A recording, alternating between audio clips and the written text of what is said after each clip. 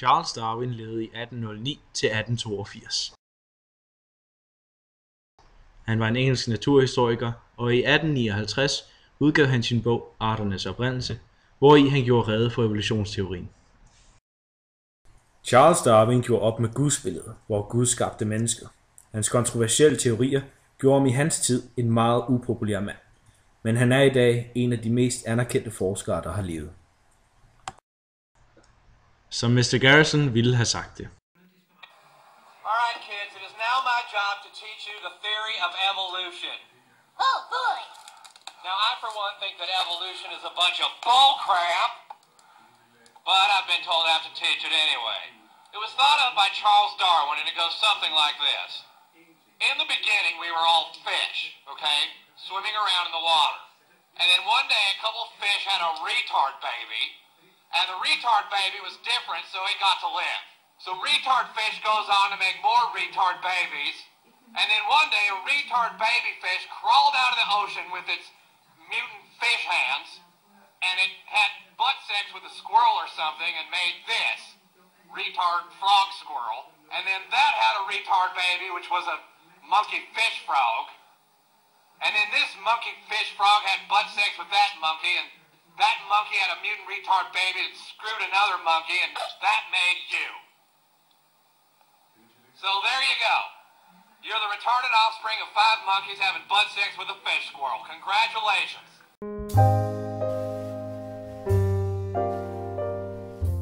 Velkommen. Arterne har gennem tiden tilpasset sig miljøet, så de kunne overleve bedst muligt, og de har derved udviklet sig. Det vigtigste for arterne er at føre deres gener videre. Her er der forskellige eksempler på gode og dårlige overlevelsesstrategier. Den første er den naturlige selektion.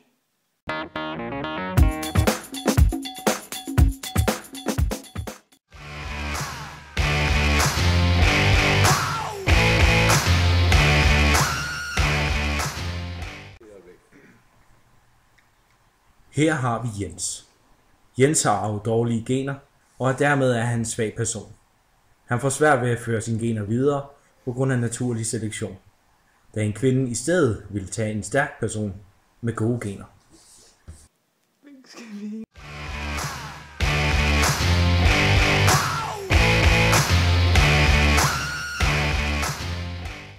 Her har vi Gertrud. Gertrud har gode gener. Hun er en stærk person.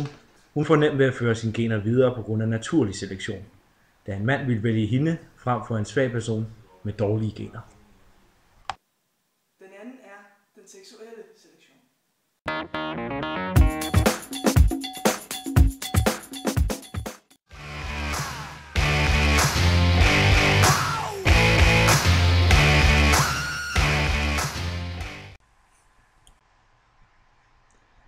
Her har vi Niels.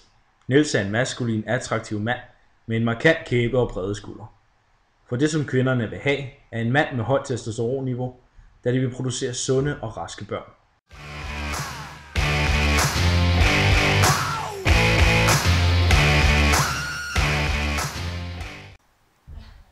Her har vi Bodil. Bodil er en smuk, feminin og attraktiv kvinde. Hun er ung og har skønheden med sig. For det som mændene vil have, er en ung, frugtbar kvinde, der kan producere sunde og raske babyer. Yes. Konklusionen på den naturlige selektion og den seksuelle selektion er, at hvis du ikke er en stærk person, skal du være attraktiv, og hvis ikke du er attraktiv, skal du være en stærk person. Derfor så har du størst mulighed for at føre dine gener videre.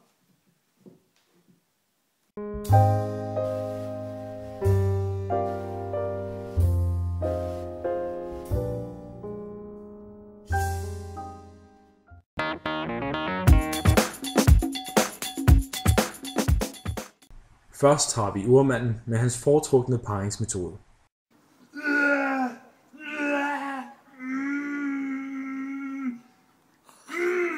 Vores næste eksempel er den stereotypiske håndværker med hans charmerende tilgang til bejleri.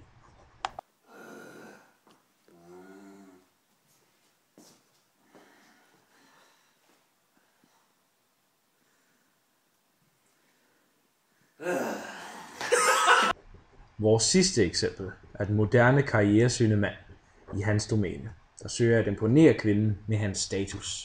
Ja, jeg har lige tjekket børsen i dag. Altså, du ved sikkert ikke, hvad jeg snakker om, altså. Men det viser sig bare, at ligesom alt, hvad jeg lige har satset på, ikke? Det går ligesom bare opad. Så det kører jo bare for mit vedkommende, altså. Jeg ved godt, du er pisse nederen, og jeg styrer bare tingene, jo. Men kvinden har også udviklet sig de sidste mange tusind år. For at illustrere dette, har vi også nogle få eksempler.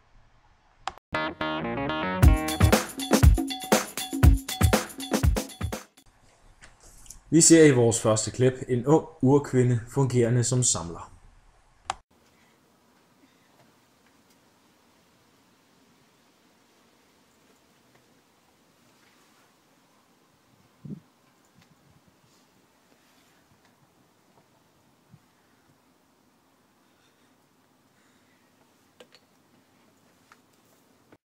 I næste klip har vi den stereotypiske husmor.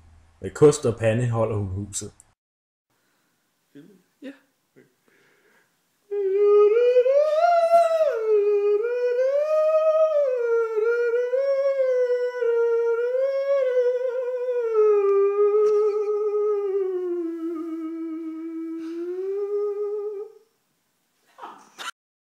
Sidst, men sandelig ikke mindst, har vi den moderne karrierekvinde. Kvindens nok mest ekstreme tilpasning. Kom lige. Kan du ikke lige hente en kop kaffe? Jo.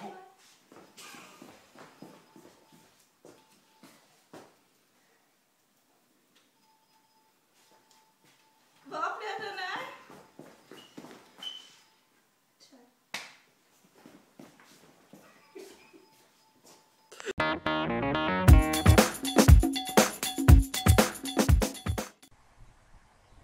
Selv som nyfødt har vi visse instinkter, for dengang dyreungerne holdt fast i deres moders pels. Hvor barnet i dag instinktivt griber fat om en finger. Det var så evolutionspsykologien, der bygger på Charles Darwins evolutionsteori. Samme tid, samme sted, ses i morgen.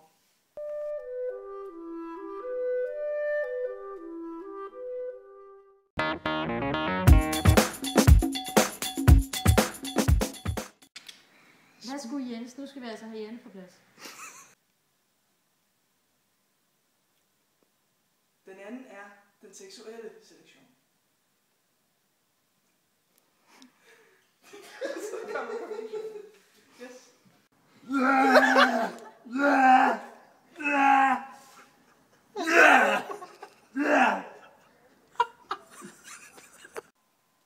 Keder du dig også i timerne? Så skulle du til at købe din egen fnullerdutte. Du kan lave alverdens sjove ting med den. Prøv lige engang at se nogle fede former, man kan lave. Du kan lave din egen ring. Se lige, hvor smukt det er.